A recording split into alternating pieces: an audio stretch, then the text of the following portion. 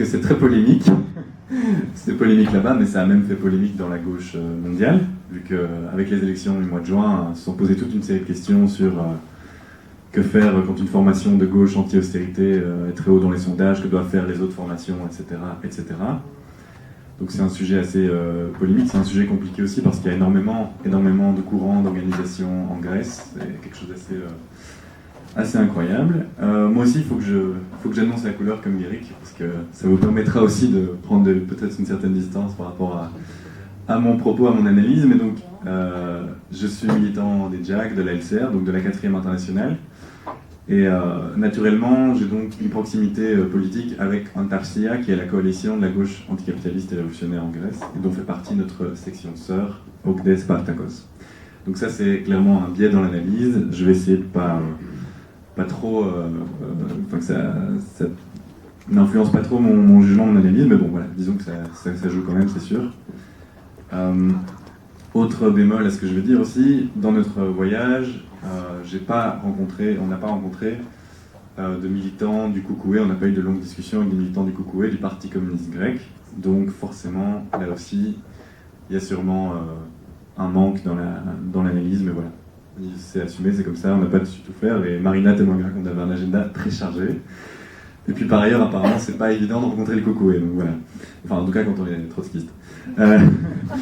Alors, je vais donc pas parler du PASOK, vu que Marina l'a déjà dit, le PASOK, c'est pas vraiment la gauche, c'est plutôt un parti de l'austérité comme un autre, et d'ailleurs, il est en chute libre dans les sondages, il est passé de 44% en 2009 à 12% en juin 2012, et on l'annonce peut-être à 7 ou 6% même dans les sondages récents. Donc sa persistance à assumer l'austérité dans sa plus crasse violence le mène à son autodestruction, mais apparemment les dirigeants du PASOK n'y voient aucun problème. Quant à nous, tant mieux que le PASOK s'écrase, et espérons que la gauche anti-austérité continue à croître. Alors revenons à cette gauche anti-austérité en Grèce. Ben, moi, le constat, mon impression personnelle en tout cas, que je ressors de cette gauche-là, c'est qu'elle est quand même forte sur le plan militant. Il y a beaucoup de militants, de très nombreux militants de gauche en Grèce, beaucoup d'organisations aussi, avec un bon niveau politique. Franchement, c'est assez impressionnant le niveau politique des militants en Grèce. Mais c'est aussi une gauche qui est un peu affaiblie parce qu'elle est très très très très morcelée, très divisée, et en soi, c'est pas un problème qu'il y ait plusieurs courants dans la gauche, c'est même plutôt bien.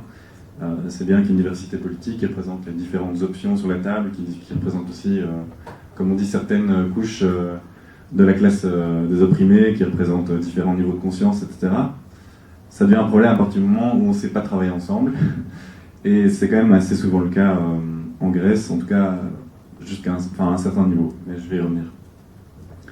Donc, il y a eu des grands débats, qui ont agité la gauche radicale en juin dernier en Grèce et dans le monde.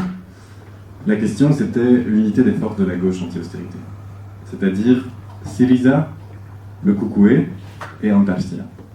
Je vais commencer par vous présenter rapidement ces trois partis coalitions, ce que c'est cette gauche-là. Donc, on va commencer avec Syriza. Syriza, aujourd'hui, c'est de loin la première force électorale à gauche en Grèce. C'est une coalition, ça veut dire coalition de la gauche radicale, Syriza, qui a été créée pour les élections de 2004, autour d'une formation qui s'appelle Synaspismos. Et Synaspismos, attention, on rentre dans la sociologie grecque. Synaspismos, c'était une scission importante du Parti communiste grec, vous me corrigez si je me trompe, qui date de 1968, scission à l'origine donc qu'on appelle du courant eurocommuniste, plutôt pour une voie européenne et réformiste vers le communisme, en opposition avec la majorité du Koukoué de l'époque, qui était plus traditionnaliste stalinienne. Donc c'est une coalition autour de ce courant-là, Synaspismos, mais qui s'est fait avec deux organisations de la gauche radicale et anticapitaliste, avec des groupes maoïstes, avec des groupes trotskistes, avec des groupes de citoyens actifs, des figures comme Manolis Glezos, qui est une figure de la résistance anti-nazie. Mais la force largement dominante dans Syriza, c'est Synaspismos. Donc il y a cette dominance, on va dire, réformiste dans Syriza qui pèse très fort dans la rotation de cette coalition et de sa direction. Pour vous donner une idée du rapport de force entre les différentes organisations, de ce que j'ai compris, Synaspismos est à peu près 20 fois plus important que le deuxième plus grand groupe dans Syriza. Donc, ça vous donne à peu près une idée. Voilà. Alors en juin, Syriza a su apparaître comme l'alternative crédible à gauche, avec une proposition qui tournait autour d'une idée d'un gouvernement de gauche contre le mémorandum et contre le diktat de la dette. Mais déjà dans la campagne qui avait lieu au mois de mai pour les élections de juin, parce que c'était des élections qui suivaient celles du mois de mai, on a vu des ambiguïtés dans les discours de la direction de Syriza sur ces points-là et sur la question de l'euro et de l'Union européenne. Depuis les dernières élections au mois de juin, la direction de Syriza ne s'est pas radicalisée, plutôt le contraire. Elle s'est plutôt concentrée sur des appels vers une union, enfin pas une union, mais appel populaire, démocratique et patriotique à tous les Grecs pour une reconstruction productive de la Grèce, donc un vocabulaire très réformiste, très dans le cadre de l'économie capitaliste. Ils n'ont pas non plus mis la priorité sur les luttes sociales, les manifs, les grèves, les occupations depuis les dernières élections. Ils ont plutôt mis l'accent sur les solidarités concrètes et pratiques dans la vie quotidienne pour la survie, en fait, même en Grèce. Et aussi, ils ont mis le centre de gravité quand même de leur activité dans l'opposition parlementaire, qui se veut constructive et loyale, mais en même temps très critique, et qui n'a pas empêché les parlementaires de Syriza de descendre dans la rue à plusieurs reprises. Donc, il faut tout dire dans cette analyse-là. Donc Syriza, ça reste une alliance composite qui est traversée de débats internes, même Synaspismos, j'ai oublié de préciser, mais il y a aussi des courants internes dans Synaspismos. Ils ont su attirer au mois de juin un vote de classe avec la majorité des travailleurs, la majorité des jeunes à voter pour eux. Ils ont attiré beaucoup de déçus du PASOK, évidemment, même quelques figures, quelques députés, je pense. Mais aujourd'hui, Syriza est vraiment dans l'optique de se dire, voilà, on va prendre le contrôle du gouvernement quand la troïka de l'intérieur va tomber, et ça va pas tarder parce que ce gouvernement actuel n'a aucune légitimité. Et donc, on prépare ça, et on demande des nouvelles élections le plus rapidement possible. Et ils mettent en avant la proposition d'un gouvernement de salut national avec Syriza en son centre. Donc en mettant moins l'accent sur l'idée d'un gouvernement de toutes les forces de la gauche. Il ne parle plus non plus d'une annulation de la dette ou d'un audit obligatoirement, ça devient plutôt un moratoire avec une clause de remboursement à condition qu'il y ait la croissance économique en Grèce. Donc on sent quand même des adaptations qui sont un peu... Enfin, il y a un glissement clair qui existe. Et le porte-parole de Syriza, autre signe important et vraiment d'actualité, vu qu'en ce moment, en tout cas hier, les Palestiniens se faisaient massacrer à Gaza une fois de plus. Alexis Tsipras, le porte-parole de Syriza, a rencontré Shimon Peres, le président israélien, il y a à peine quelques semaines, soulignant que si Syriza s'opposait bien sûr avec la coopération militaire stratégique avec Israël, ils n'étaient pas contre le fait de commercer avec Israël. Ça aussi, pour une formation de gauche radicale, ça devient vraiment franchement limite. Alors, sur le terrain des luttes et des luttes syndicales, Syriza reste, même s'il est influent, est quand même moins influent que le Koukoué, mais je vais y revenir plus tard. Ils n'ont pas connu non plus un afflux militant incroyable, comparable à leur croissance électorale. On constate plutôt un soutien passif de beaucoup de leurs électeurs. Et dernier élément sur Syriza, les petits courants anticapitalistes dans Syriza n'ont pas l'air de pouvoir peser, comme je l'ai démontré, sur l'orientation de la coalition. Et donc se pose la question en leur sein d'une unité des forces anticapitalistes dans Syriza. Donc voilà, en résumé, Syriza reflète bien le tournant dans la conscience de classe en Grèce, mais en même temps les limites de celle-ci. Syriza doit se transformer bientôt en nouveau parti, avec droite tendance interne bien évidemment, et il y aura un congrès qui devrait avoir lieu d'ici quelques mois pour ce faire. Alors maintenant, deuxième force, le Koukoué, le Parti communiste grec. C'est un parti très important dans l'histoire de la Grèce, comme Marina l'a expliqué. Il a connu de nombreuses évolutions, nombreuses scissions, et donc il est à la base de la mosaïque d'organisation dans la gauche radicale grecque aujourd'hui.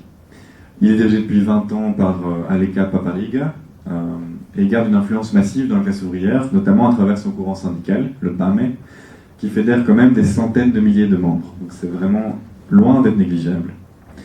C'est un parti qui défend encore aujourd'hui ouvertement des régimes qu'on pourrait qualifier de staliniens autoritaires. Lors des dernières élections, le Koukoué a par ailleurs eu un discours très très virulent contre Syriza, le dénonçant comme traître, etc., refusant de le rencontrer même pour discuter de l'éventualité soit d'un gouvernement commun ou d'une alliance électorale. Et donc, ce qu'on voit souvent dans le comportement du Kukoué, et en tout cas de sa direction certainement, c'est qu'il a une politique de séparation du reste du mouvement. C'est-à-dire, par exemple, pour les rendez-vous du PAME, les rendez-vous syndicaux du PAME, le front du Kukoué dans les syndicats, systématiquement, ils ont d'autres cortèges, d'autres rendez-vous que le reste des syndicats. Et donc, il y a vraiment cette division physique qui se fait dans les mouvements, quoi. Ils ne veulent pas se retrouver avec les autres. Ils ont peut-être peur de la contagion, on ne sait pas trop.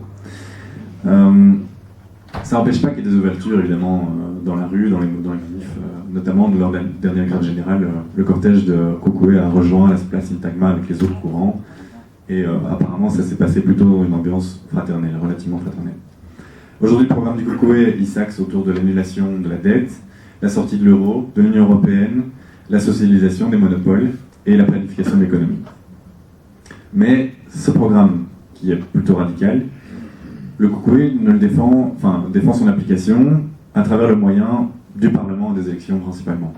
La solution, selon le Kukoué, si on en croit son discours, vient en général du fait que renforcer le Kukoué, renforcer sa présence électorale, va faire que voilà, il va prendre le pouvoir et à ce moment-là, tout ira mieux, on pourra instaurer le socialisme. Ce qui n'est pas vraiment un programme réaliste ni immédiat pour la plupart des gens, ni très concret. Donc voilà. Le Kukoué reste assez passif dans beaucoup de mobilisations, parfois il les dénonce même, il a pas mal dénoncé le mouvement d'occupation des places en 2011, il a dénoncé aussi les révoltes, les émeutes de la jeunesse en 2008, et donc parfois il freine aussi les luttes, y compris syndicales. Alors maintenant passer à la troisième formation qui est Antarsia, qui veut dire soulèvement si je ne me trompe pas.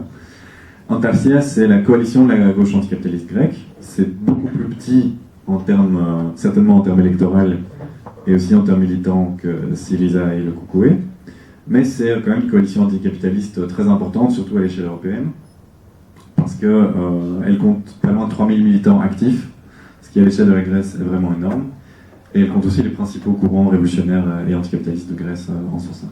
C'est tout nouveau, Antarsia, ça a été créé il y a 3 ans seulement, juste avant l'éclatement de la crise, et cette coalition a quand même un poids important dans la jeunesse, dans les universités, et une influence syndicale aussi qui n'est pas négligeable, avec pas mal de collaborations avec d'autres courants de gauche dans les syndicats, notamment des courants anticapitalistes proches de Syriza, ou ni dans Syriza ni dans Antarsia, parce qu'il y a encore d'autres groupes, mais bon, on ne sait pas faire la liste, c'est trop long.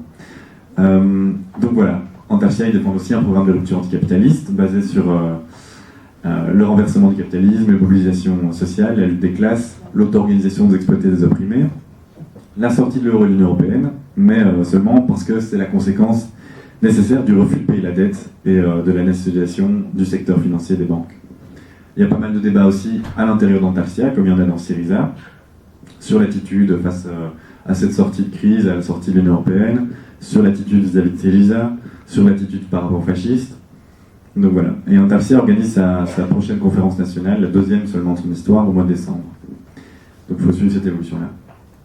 Alors, un petit mot rapidement sur le mouvement anarchiste et autonome. En Grèce, il y a aussi un fort mouvement anarchiste et autonome.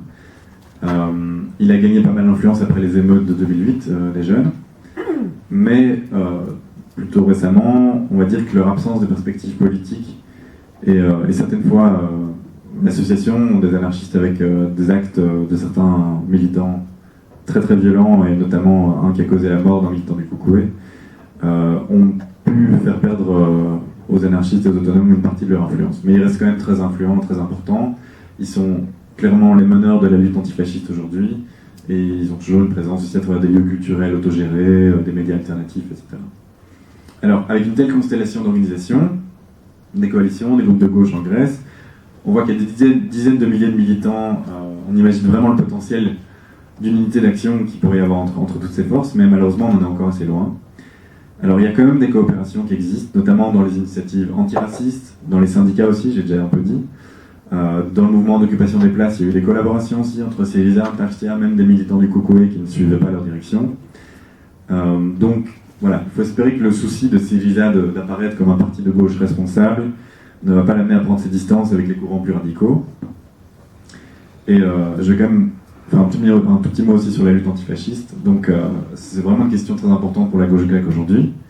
Et on peut déplorer qu'il n'y a pas de front unitaire de la gauche grecque sur la question du fascisme aujourd'hui au niveau national. C'est-à-dire qu'il y a des initiatives locales, parfois très unitaires, mais il n'y a pas une campagne nationale qui a mis avec un accord sur une plateforme de base entre tous les groupes et toutes les tendances.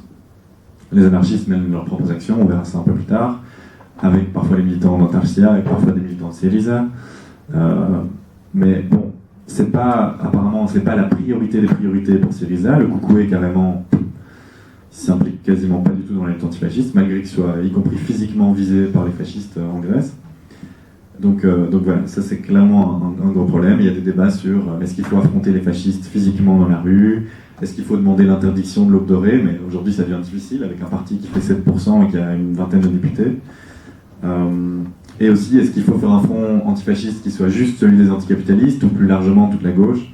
Enfin, voilà, c'est des questions qui sont en ce moment en débat dans la Grèce et donc j'ai pas les réponses qu'ils ont trouvées, qu'ils n'ont pas encore trouvées du coup. Voilà, on m'a demandé de faire un tout petit mot sur la jeunesse et après je termine là-dessus. Donc, Guéric a déjà un peu parlé de ce qui se passe en Grèce au niveau social, l'exil des jeunes grecs, les suicides.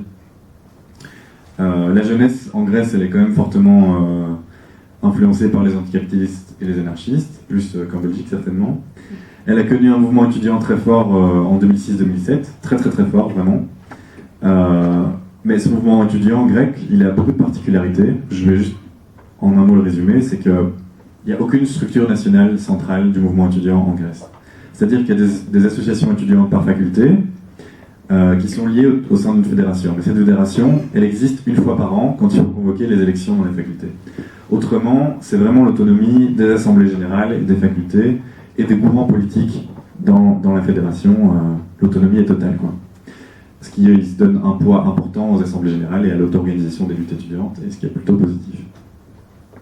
Il y a plusieurs tendances, je l'ai dit, donc la tendance anticapitaliste, EAC, il y a la tendance du Koukoué, il y a une tendance proche de Syriza, il y a même des tendances de droite aussi, ça existe. Nous, en Grèce, on a participé à une assemblée générale de EAC, à Polytechnique, à l'école Polytechnique. Il y avait plus de 200 étudiants, ils se réunissent chaque mois à la fac de Polytechnique. Les murs sont bariolés de graffiti. Voilà. Donc voilà.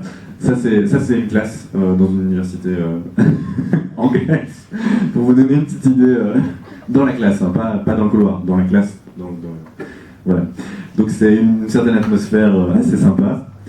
Et voilà. Et donc, juste pour terminer, sur les jeunes travailleurs, oui, les jeunes travailleurs, ils subissent le chômage, plus de 50% de chômeurs aujourd'hui en Grèce, ce qui fait qu'ils s'exilent donc. Mais ils continuent à lutter, ils ont un rôle très important et de premier plan dans les luttes des travailleurs, dans les luttes syndicales et aussi dans les luttes comme l'occupation des places. Donc la jeunesse grecque est loin d'avoir dit son dernier mot et je te dirais, elle est vraiment courageuse. Voilà.